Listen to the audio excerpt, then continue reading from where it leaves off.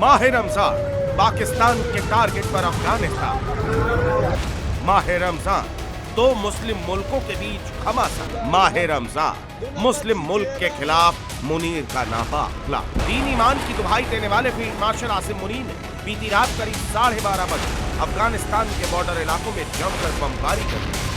पाकिस्तान ने दावा किया कि ये हमले आतंकी ठिकानों पर किए गए, लेकिन सच्चाई क्या है वो तस्वीरें बयां कर रही हैं।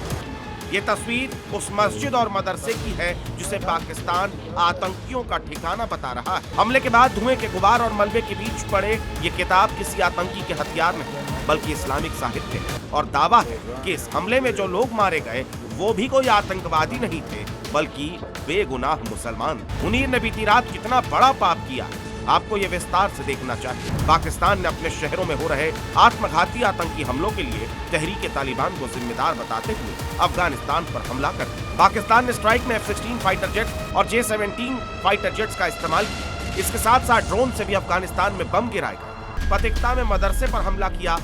नंगरहार में रिहायशी घर को टारगेट किया।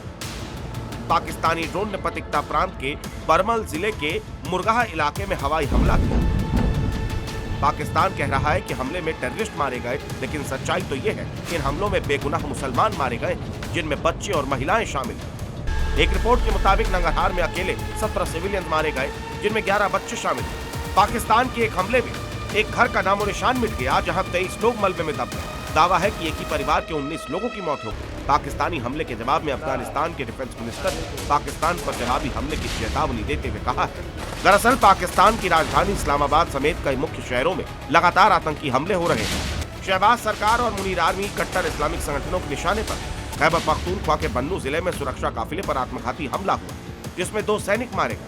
इससे पहले इस्लामाबाद में शिया मस्जिद में नमाज के दौरान आत्मघाती हमला हुआ।